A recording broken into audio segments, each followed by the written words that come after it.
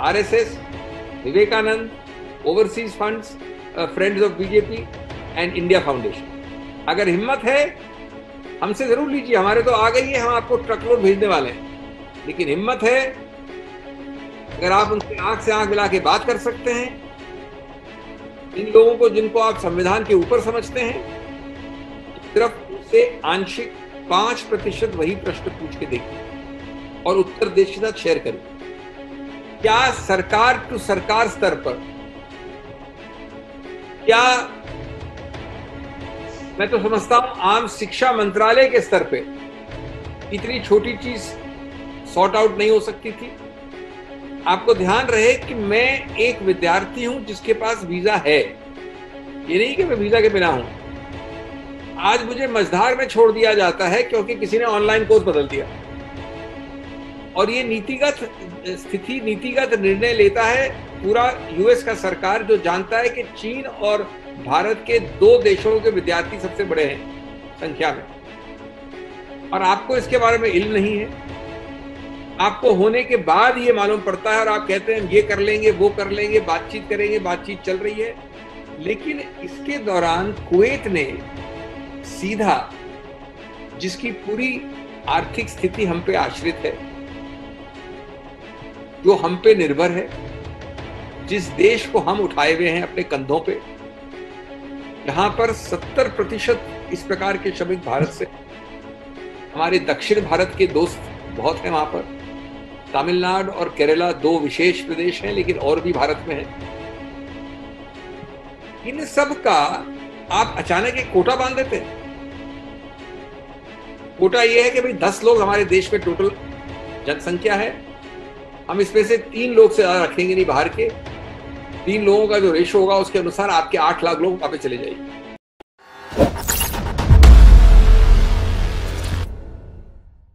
व्यापकता, larger issue है वो ये है कि आप दिन भर हमको सीख देते हैं, उपदेश देते हैं, बड़े बड़े जुमले देते हैं कि भारत की पैठ ये है, आन ये है, बान ये है, नाम ये है, राष्ट्रवाद ये है। छाती 56 इंच की नहीं 65 इंच की है। लेकिन सच्चाई क्या है कि उधर जहां हमको छूता है आम जीवन पर, विद्यार्थी के जीवन पर, तो अमेरिका ऐसे एक्ट कर रहा है जैसे भारत नाम का कोई देश ही नहीं है। जहां हमको लगती है, तकलीफ होती है, दर्द होता है, वेदना होता है आम आदमी के लिए, वहां कुवैत हमारे श्रमिकों के विषय में एक अपने आप निर्णय लेता है जिसमें कोई कंसल्टेशन नहीं है, कोई आपसी विचार विमर्श नहीं है। हमारी पैठ कहां है मुझे पता नहीं।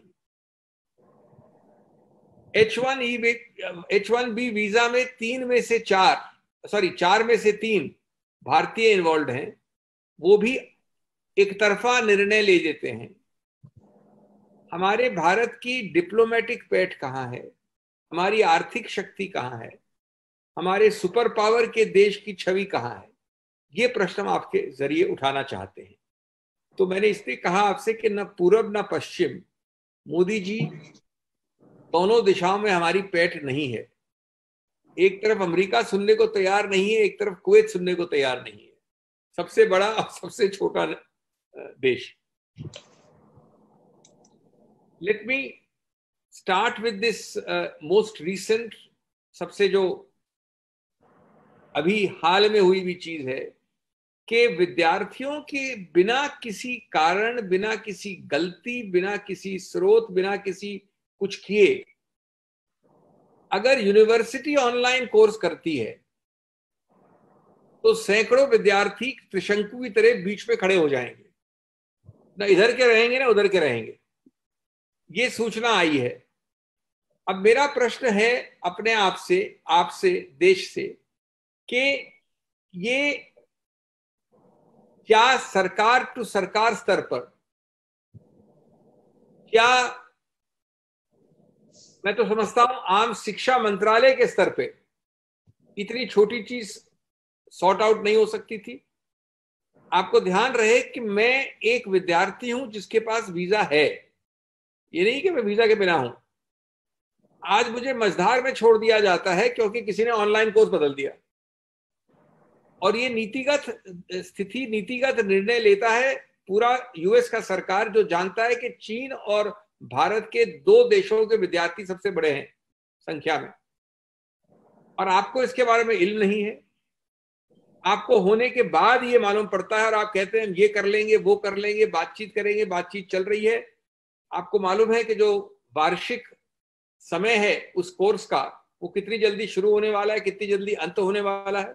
लोगों को तैयारियां करनी पड़ती है, लोगों को ट्रैवल करना पड़ता है, लोगों को जाना पड़ता है। कितनी ज्यादा अनिश्चितता है, कितनी अनसर्टेनिटी है बच्चों के लिए, उनके माता पिता के लिए, परिवारों के लिए। ये एक बहुत बड़ा मानवीय इशू है। इसमें भारत सरकार सोती भी पाई गई है। भारत सरकार को बहुत जबरदस्त बड़े पैमाने पे हल्ला करना चाहिए था इसका, और वो सभी चीजें जो शैक्षिक हो, डिप्लोमेटिक हो, आर्थिक हो, जो भी हो, स्ट्रेटेजिक हो, उनसे इसको हल बहुत पहले करना चाहिए था। कम से कम अब तुरंत भविष्य में हमको बताकर अवगत करके करना चाहिए। नंबर 2 मुद्दा, और ये तो भारत से ज्यादा किसी देश से संबंधित नहीं है, कि आप 4 में से 3 लोग जो भारतीय हैं, उनके लिए अचानक लगभग 85,000 श्रमिकों या H1B वीजा होल्डर्स को आप दुष्प्रभाव कर लेते हैं एक तरफी नीति द्वारा। इसमें भी वही हुआ, ये थोड़ी पुरानी है, ये सबसे रीसेंट नहीं है, जिसमें हम पिछले कई हफ्तों और महीनों से कुछ कर नहीं पाए। आपको बताया जाता है कि कितने प्रभावशाली हैं हम, कितना हमारे अंदर, जैसा मैंने कहा, प्रभाव रखते हैं, लेकिन जमीनी सच क्या है? H1B वीजा वो है जो भारत की मूल लोग जो सबसे प्रज्वलित कर रहे हैं, भारत का रोशन नाम कर रहे हैं विदेश में, वो इस्तेमाल करते हैं, सबसे ज्यादा पैसा भेजते हैं, सबसे ज्यादा फेमस माने जाते हैं, निष्ठावान, अपने आप जिन्होंने अपनी एक छाप अमेरिकन सोसाइटी समाज में बनाई है, उनके ऊपर आपने ऐसा प्रहार होने दिया। मैं विनम्रता से कहूंगा माननीय मोदी जी, ये बड़े बड़े रोड शोज अमेरिका में, ये बड़े बड़े हाथ मिलाकर तालियां बजाने वाले स्टेज पे ह्यूस्टन से उत्तर अमेरिका में, इवेंट मैनेजमेंट का सही जमीनी सच ये है,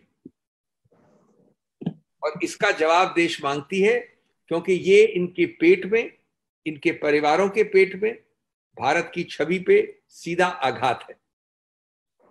तीसरा इसमें पहलू है कि एक तरफ तो पेंडेमिक की हालत चल रही है, और उससे ज्यादा पेंडेमिक के पहले ही आप जानते हैं, पेंडेमिक को एक बार छोड़ दीजिए, कोरोना के पहले ही, जनवरी के पहले ही क्या रोजगार की फिगर है मैं अंत में दूंगा आपको।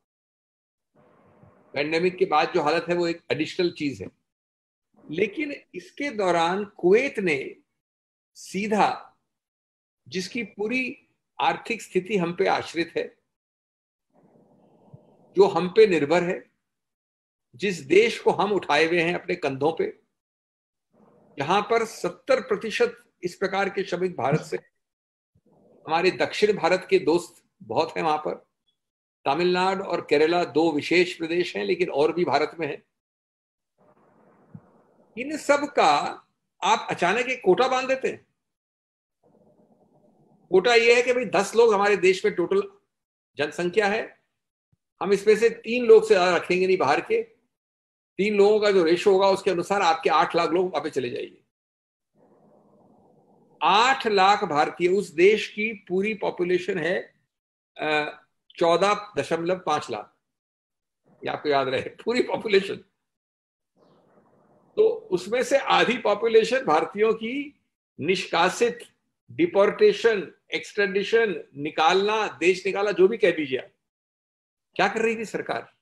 माननीय मोदी जी इतना यूएई जाते हैं, कभी अवार्ड मिलता है, कभी वहां से अवार्ड लेते हैं, कभी देते हैं, इतनी बड़ी बातें होती हैं। और कुवैत जैसा सिर्फ देश की साइज और उसकी आर्थिक स्थिति नहीं, वो पूरी तरह से हमारे कारण से उन्नति कर रहा है इन लोगों के, न पूछ, न ताछ, न वेट। एक नीति बनी, कानून पास हुआ, उच्चतम उनकी जो असेंबली है वहां पर पारित हुआ, संवैधानिक करार किया गया, और आप क्या कर रहे थे? ये महत्वपूर्ण प्रश्न है, क्योंकि ये आम भारतीय के प्रश्न है। आप पूछिए अपने तमिलनाडु दोस्त से, अपने केरला वाले दोस्त से, उसके पेट पे कैसी लात है। सबसे सिंगल ज्यादा समुदाय जो इससे दुष्प्रभावित हुआ है वो भारतीय है। अंतिम बात है जो आप जानते हैं, लेकिन उसको परिप्रेक्ष्य और संदर्भ में डालना आवश्यक है। ये सब कब हो रहा है? ये सब हो रहा है एक संदर्भ में। उसका संदर्भ है 1 जनवरी के पहले, 1 जनवरी के बाद।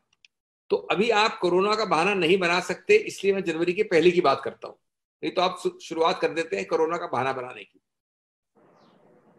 बिना कोरोना के आपको मालूम है कि कितनी रोजगार इस देश में, सीएमआई आंकड़ा आपके पास है, सबसे ज्यादा गिरावट रोजगार की हमारे देश में अब हुई है। और आज भी जो आंकड़ा एब्सोल्यूट रोजगार का है 2020 में, वो एब्सोल्यूट आंकड़ा 2019 से कम है। मैं आपको बता दूं, मैंने लिखा है, मैं जरा भूल गया इसमें डालना। ये है आंकड़ा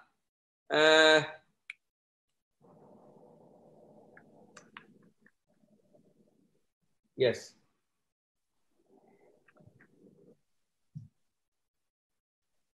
अप्रैल पिछले वर्ष में था 40.4 करोड़ रोजगार पिछले फाइनेंशियल ईयर में। इस वर्ष में है 37.4 करोड़। हम rate of growth of employment की बात नहीं कर रहे हैं, हम rate of growth of unemployment कम होने की बात नहीं कर रहे हैं, हम एब्सोल्यूट फिगर में रोजगार गिर रहा है। तो एक तरफ तो ये हो रहा है, दूसरी तरफ अप्रैल में कोरोना के बाद 12 करोड़ एक महीने में नुकसान हुआ है। अब ये बात एक महीने में है 12 करोड़ रोजगार का। अब ये बात सही है कि मई और जून में बहुत जबरदस्त फायदा हुआ है रोजगार का, 7 करोड़ का। और ये मैं बताना चाहता हूं आपको, मोदी जी चाहें तो हमको प्रणाम करें, देश को प्रणाम करें कि मनरेगा है। ये 7-8 करोड़ 12 करोड़ में से 90% कृषक, मनरेगा पे आधारित डेली वेजर इत्यादि लोग हैं। तो 12 करोड़ में जो लात पड़ी है पेट पे, वो पड़ी है अर्बन लोगों को, शहरों वाले लोगों को। ऐसे रोजगार जो वापस नहीं आए हैं, एमएसएमईज को, सेल्फ एम्प्लॉयड को, इंडिविजुअल को, वो वापस नहीं आए हैं। जो वापस 7-8 करोड़ आए वो मनरेगा की वजह से आए हैं, जिसके बारे में आप हमको गालियां और जुमले सुना रहे थे कुछ वर्ष पहले। तो ये 4 पक्ष हैं, इनको अगर आप जोड़िए तो अंतर्राष्ट्रीय स्तर पे भारत की मानहानि हो रही है। अंतर्राष्ट्रीय स्तर पे आप चुन चुनकर भारत के उन वर्गों पे दुष्प्रभाव कर रहे हैं, प्रहार कर रहे हैं, आघात कर रहे हैं, जो अपने श्रम से, अपने हुनर से भारत का नाम रोशन करते हैं और कई दशकों से करते आए हैं। डोमेस्टिकली, लोकली आप रोजगार पे लात एक के बाद एक पड़ रही है। उसके दौरान ये हो रहा है कि आपके देश के जो high value white collar earners हैं और जो ब्लू कॉलर अर्नर्स हैं, दोनों को अत्यंत दुष्प्रभाव हो रहा है। इन सब के बीच में आपके पास कोई हल नहीं है, आपने कोई नीति नहीं बनाई। प्रधानमंत्री को सब काम छोड़ के जरूरत हो तो अमेरिका और कुवैत इसके लिए जाना चाहिए। आपने एक ठोस चीज क्या की जिससे कि ये नीतियां वापस ली जाएं, और करोड़ों लाखों भारतीय एक आवाज में ये प्रश्न का उत्तर मांग रहे हैं, लेकिन सन्नाटा मिल रहा है। इस देश में कोई ना कोई बराबरी, इस देश में कोई ना कोई समतल जमीन है क्या? उसके लिए बीजेपी की सदस्यता लेना या भक्त का बैज पहनना आवश्यक है? भक्त का बैज पहनना या सदस्यता लेना है, तब तो आप एग्जेम्प्ट हो, चाहे आप विवेकानंद हो, फाउंडेशन हो। प्रश्न में नहीं, उत्तर की दूर की बात है, उत्तर की बात नहीं कर रहा हूं, प्रश्न नहीं पूछते हैं आपसे। इंडिया फाउंडेशन हो, आरएसएस हो, एक जो आप जिन रुपयों की आयात की बात कर रहे हैं, क्वांटम की, उससे 100 गुना ज्यादा फिगर्स की बात मैं कर रहा हूं, 5-10 गुना नहीं, 100 गुना। लेकिन आप प्रश्न नहीं पूछेंगे, क्योंकि ये एक विशेष सुरक्षा चक्र है, ये एक विशेष स्नेह है, ये एक विशेष संबंध है, ये एक विशेष भय है कि ऐसे भक्तों से हम ये प्रश्न नहीं पूछ सकते। ये 4 नाम बताया आपको, RSS, Vivekananda, overseas funds, friends of BJP and India Foundation. अगर हिम्मत है हमसे जरूर लीजिए, हमारे तो आ गई है, हम आपको ट्रकलोड भेजने वाले हैं। लेकिन हिम्मत है, अगर आप उनसे आंख से आंख मिला के बात कर सकते हैं, इन लोगों को जिनको आप संविधान के ऊपर समझते हैं, तो सिर्फ उनसे आंशिक 5% वही प्रश्न पूछ के देखिए और उत्तर देश के साथ शेयर करिए।